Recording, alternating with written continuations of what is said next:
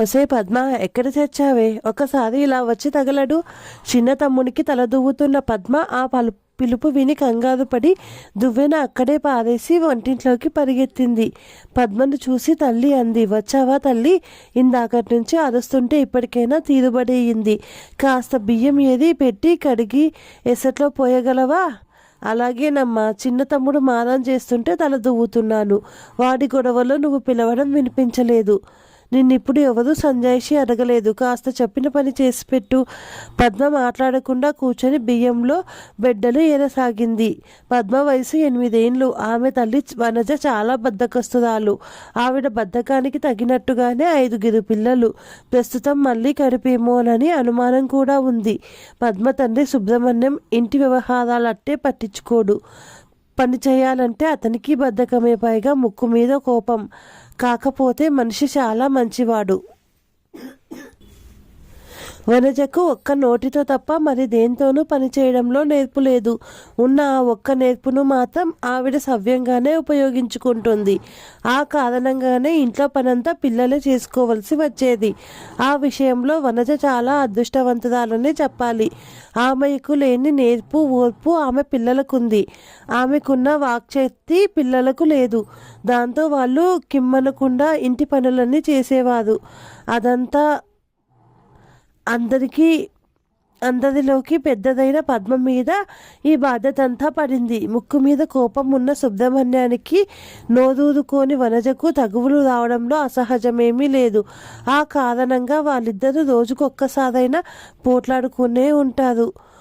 దొడ్లో మామిడి మొక్క తాలూకు ఒక చిన్న ఆకును మేక తినేసిందనే విషయానికి ఇల్లెగిరిపోయేలా సుబ్రహ్మణ్యం కేకలు వేస్తే ఊరదిరిపోయేలా వనజ జవాబు చెప్పేది. ఫలితంగా పిల్లలు బిక్కుబిక్కుమంటూ ఓ మూలను కూర్చొనేవారు. తల్లిదండ్రి ఆప్యాయంగా పలకరించుకున్న రోజున ఇంట్లో పిల్లలకి ఒక పండుగలా ఉండేది. అందుకే పిల్లలు ఎప్పుడు నాన్నగారైనా అమ్మగారైనా ఊరెడితే బాగుండును అని అనుకునేవాళ్ళు. ఎప్పుడైనా వాళ్ళకి జబ్బుగా ఉండి వనజ పుట్టింటికి వెళ్ళేది, చెంటి పిల్లాడిని పెద్ద పిల్లాడిని తీసుకుని. అప్పుడు పద్మ తండ్రికి వండి పెట్టేది తమ్ముళ్ళిద్దరి సాయంతో. తల్లి దగ్గర లేదు కదా అని సుబ్రహ్మణ్యం కూడా పిల్లల్ని ఎంతో ప్రేమగా పలకరించి యోగక్షేమాలు అడుగుతూ సరదాగా కాలం గడిపేవాడు.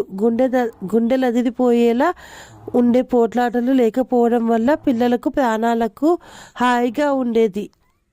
అలాగే ఏదైనా పని మీద సుబ్రహ్మణ్యం ఊరెళ్ళినా వాళ్ళకి బాగానే ఉండేది. లేత మనసులు సినిమా చూసినప్పుడు ఆ సినిమాలో పిల్లలు తల్లిదండ్రి కలిసి ఉండాలని అంతగా ఎందుకు తప్పించారో పద్మకు అర్థం కాలేదు. అలాగే మరికొన్ని సినిమాలలో సవతి తల్లి పిల్లల్ని బాధ పెట్టడం, అందరూ ఆమెను దూషించడం జరిగినప్పుడు కన్న తల్లి అయినా అంతేగా అనుకునేది పద్మ.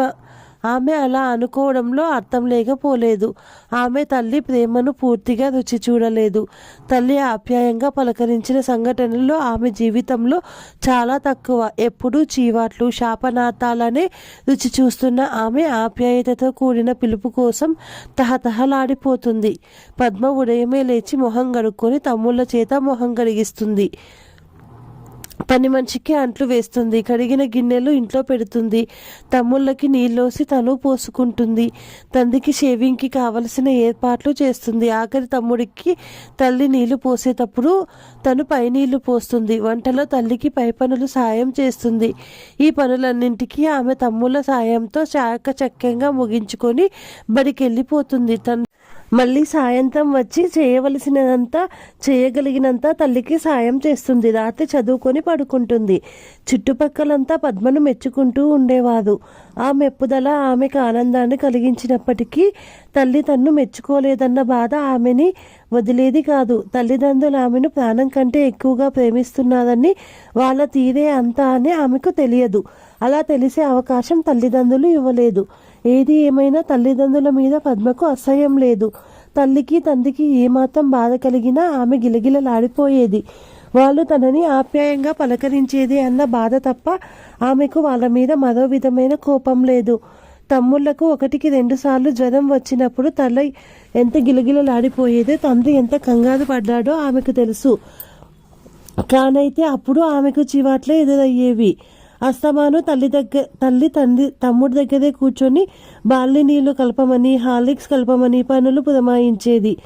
పద్మ అవన్నీ పనులు చెయ్యలేక అలసిపోయి ఒక్క నిమిషం ఆగి చేస్తానమ్మా అంటే వనజ బాగా కసురుకొనేది. అప్పుడు పద్మకు అనిపించేది అమ్మకు నేనంటే ఇష్టం ఉండదు, తమ్ముళ్ళంటేనే ఇష్టం అని. అప్పుడే ఆమెకి మరొక ఆలోచన కూడా వచ్చింది. నాకు కూడా జ్వరం వస్తే అమ్మ నన్ను ప్రేమగా పలకరిస్తుందేమో అని. ఆ విషయం తెలుసుకోవడం కోసం తనకు జ్వరం వస్తే బాగుండునని దేవుడికి మొక్కుకుంటూ ఉండేది ఆమె. 8 ఏళ్లలో ఎన్నడూ జిద్దున చీది ఎదుగని పద్మకు భగవంతుని వరప్రసాదమా అన్నట్టు జ్వరం వచ్చింది. రావడంలోనూ ముమ్మరంగా ఒళ్ళు తెలియనంతగా వచ్చేసింది.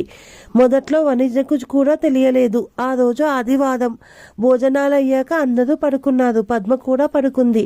మిగతా పిల్లలు ఆడుకుంటున్నారు. టైం 2:30 అయినప్పుడు పద్మ కాస్త లేచి కుంపట అంటించమ్మా, మీ నాన్నగారికి కాఫీ టైం అవుతుంది అంది వనజ మత్తుగా ఆవలిస్తూ. ఆవిడకు సమాధానం రాలేదు. ఒసై నిన్నే అంటూ రెట్టించింది వనజ. అయినా సమాధానం లేదు. నా సత్తువంతా వీళ్ళను లేపేసరికి అయిపోతుంది. ఇంత నిద్ర ఏమిటే బాబు అంటూ ఆవిడ విసుక్కొని ఆవలించుకుంటూ పద్మను లేపాలని ఒంటి మీద చెయ్యి వేసి ఉలిక్కి పడింది. పద్మ ఒళ్ళు కాలిపోతుంది. ఆవిడ కంగారు పడి పద్మ పద్మ అంటూ 1కి 2 సార్లు పిలిచింది. పద్మ ఉలకలేదు పలకలేదు. దాంతో కంగారుగా భర్త దగ్గరికి పరిగెత్తింది. ఏమిటే నీ సోదా, కాఫీ ఇంకో పావుగంట పోయి తర్వాత తాగుతాలే అంటూ మరో పక్కకు చిరగ్గా ఒత్తిగిల్లాడు సుబ్రహ్మణ్యం. అబ్బా, ఎప్పుడు మాయదారి కాఫీయే మీకు, అవతల పిల్లదాని ఒళ్ళు కాలిపోతుంటేను అంది వనజ. సుబ్రహ్మణ్యం మత్తు వదిలింది. ఏమిటి అన్నాడు ఉలిక్కిపడి. పద్మ మూసిన కన్ను తెరవకుండా పడుకుందండి. ఒళ్ళు చూస్తే కాలిపోతుంది. పిలిస్తే పలకడం లేదు. నాకేదో భయంగా ఉంది. సుబ్రహ్మణ్యం వెంటనే లేచి పద్మ దగ్గరికి వచ్చాడు. ఓసారి పిలిచాడు. పద్మ మాట్లాడలేదు. ఓసారి నుదుటి మీద చెయ్యి వేసి చూశాడు. వెంటనే చొక్కా వేసుకుని డాక్టర్ని తీసుకొస్తాను అంటూ ముక్తసరిగా బయలుదేరాడు. డాక్టర్లు వచ్చి పద్మను పరీక్షించాడు. జ్వరం రావడమే చాలా తీవ్రంగా వచ్చింది. టైఫాయిడ్ ఏమోనని అనుమానంగా ఉంది. మీరేం కంగారు పడకండి అంటూ ఆయన కొన్ని మందులు ఇచ్చి పద్మకు ఓ ఇంజెక్షన్ ఇచ్చి వెళ్ళిపోయాడు. పద్మకు ఆ రాత్రి 8 అయ్యేదాకా మెలకువ రాలేదు. అంతవరకు వనజ సుబ్రహ్మణ్యం ఇద్దరూ స్థిమితంగా లేదు. పిల్లల కోసమని ఏదో వంట చేశాననిపించి వనజ శాస్త్రానికన్నట్టు ఎంగిలిపడ్డారు ఇద్దరు. రాత్రి 8 గంటలకు పద్మ కళ్ళు తెరిచిన సమయానికి తల్లి తండ్రి ఇద్దరు ఆమె వంకి ఆతృతగా చూడసాగారు. తల్లి చెయ్యి ఆమె నుదుటి మీద ఉంది. ఎలా ఉందమ్మా? ఇద్దరూ ఒకేసారి ప్రశ్నించారు. బాగానే ఉంది. అసలు నాకేమైందమ్మా అని అడిగింది పద్మ. మరేం లేదమ్మా, నీకు జ్వరం వచ్చింది. మధ్యాహ్నం నుంచి ఇంతవరకు నువ్వు అసలు మాట్లాడలేదు, మా కేసి చూడలేదు. నువ్వు మాట్లాడుతావని ఇంతవరకు తమ్ముళ్ళు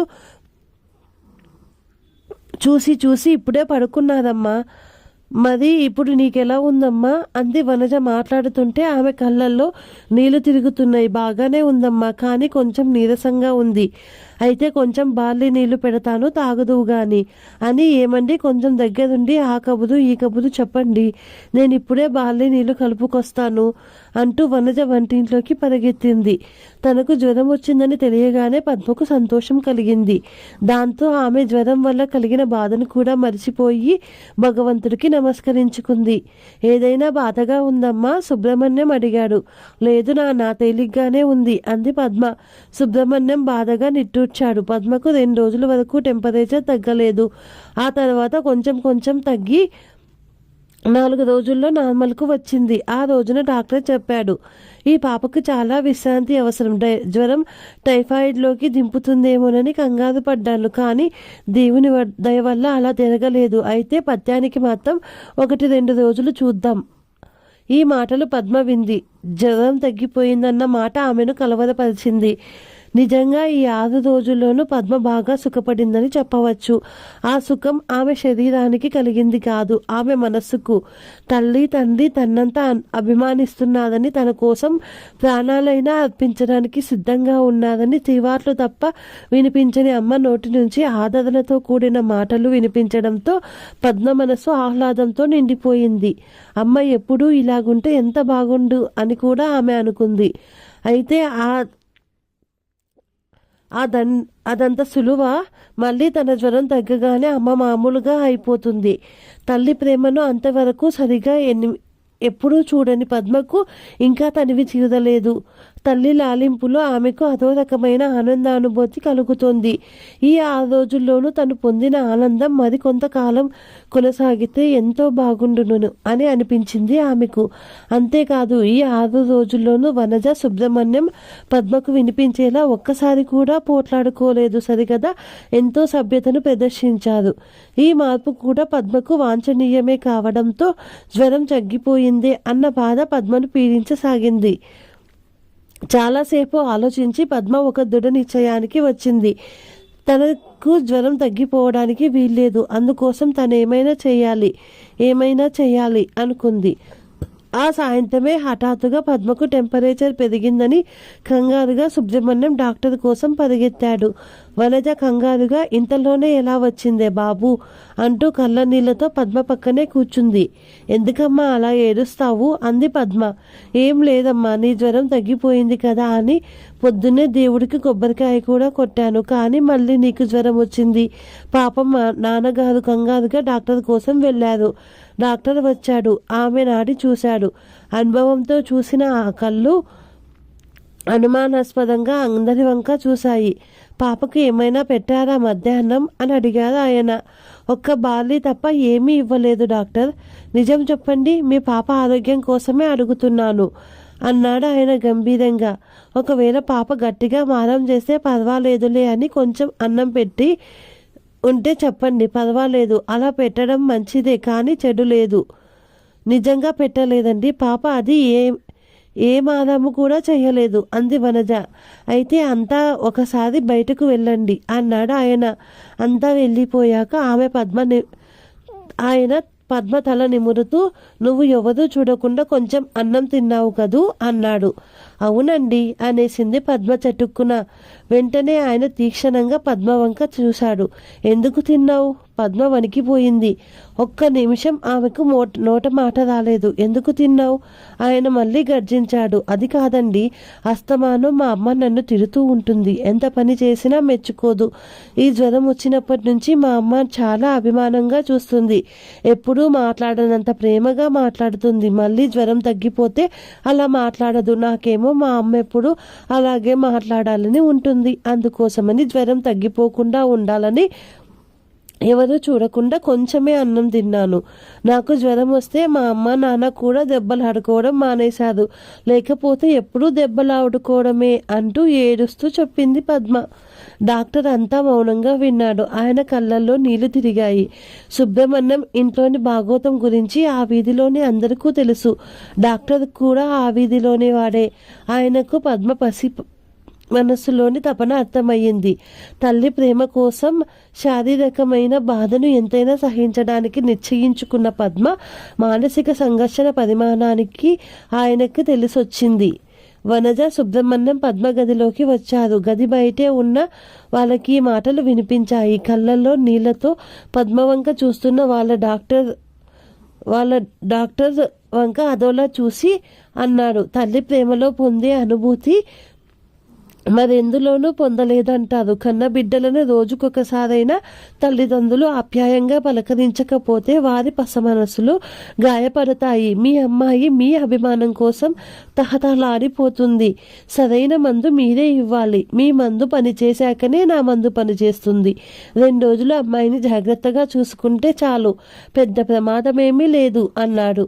2 బిళ్ళలిచ్చి ఒక టానిక్ సీసా తెమ్మని రాసి ఇచ్చి ఆయన వెళ్ళిపోయాడు. వనజ, సుబ్రహ్మణ్యం ఇద్దరూ కూతురి వంక చూశారు. తన వంకే కన్నార్పకుండా చూస్తున్న అమాయకమైన పద్మను చూడగానే ఇద్దరి కళ్ళలోనూ తిరిగాయి. పాపిష్టి దాన్ని కన్న కూతుర్ని ఎంత హింసించాను అని బాధపడింది వనజ. ఆ బాధలోనే ఆమె నిశ్చయం చేసుకుంది. ఆ నిశ్చయం చెబుదామని భర్త కేసు తిరిగిపోయేసరికి సుబ్రహ్మణ్యమే నెమ్మదిగా అన్నాడు, మనం ఇంకెప్పుడు పోట్లాడుకోకూడదే, కనీసం పిల్లల ముందైనా మానేద్దాం అని. సమాధానంగా వనజ అంది, పిల్లలు దేవుడు ఒకలాంటి వారేనంటారు. పిల్లల ముందే కాదు, సర్వవ్యాప్తి అయిన దేవుడి ముందు మాత్రం మనమెందుకు దెబ్బలాడుకోవాలి? అలా అంటుండగానే ఆమె హృదయం భర్త పట్ల పిల్లల పట్ల వాత్సల్యంతో నిండిపోయింది. Thank you for watching. ఈ కథ నచ్చినట్టయితే లైక్ చేయండి, షేర్ చేయండి, సబ్స్క్రైబ్ చేయండి. Thank you.